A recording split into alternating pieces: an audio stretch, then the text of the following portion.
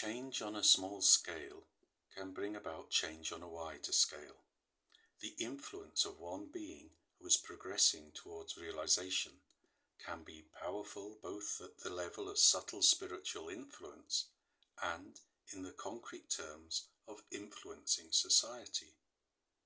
My own master, Changchub Dorje, for example, was not a person who was considered to be a master because he had been officially recognized as a reincarnation.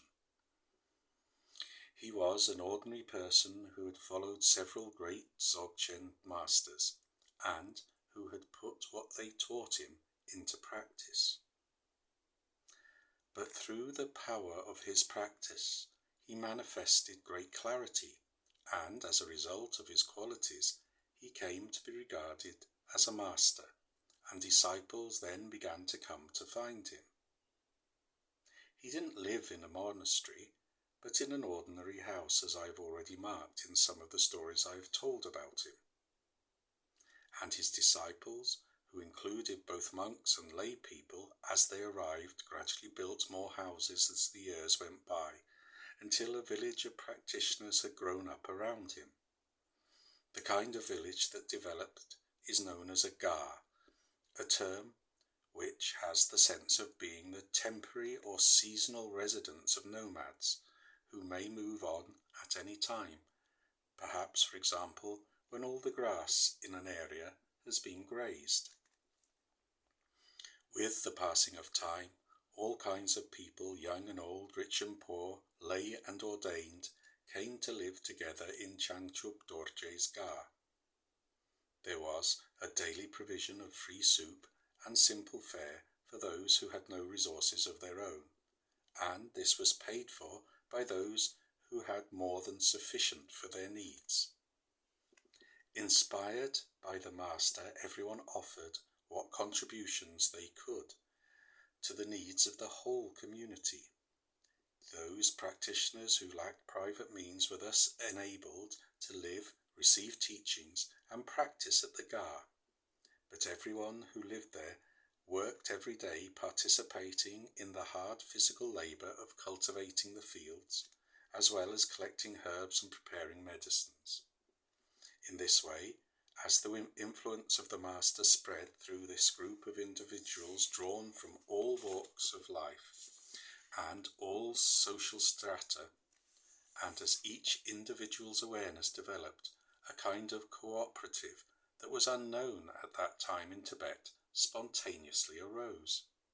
The master never decreed that this was the way things should be. He encouraged the development of the awareness of his disciples, and out of their awareness, this response to their practical situation and everyday needs evolved. The pattern of the Gar was quite different from the feudal system that still generally prevailed in Tibet. When Changchub Dorje arrived in the region where his Gar gradually grew up around him, he was already an old man. People would ask him how old he was, and he would always reply that he was 70. He was still saying that he was 70 when I met him in 1955, 60 years after his arrival in that region. I myself, out of curiosity, asked him several times how old he was, and he always told me that he was 70. But the people of the area reckoned that he must be by that time have been at least 130 years old.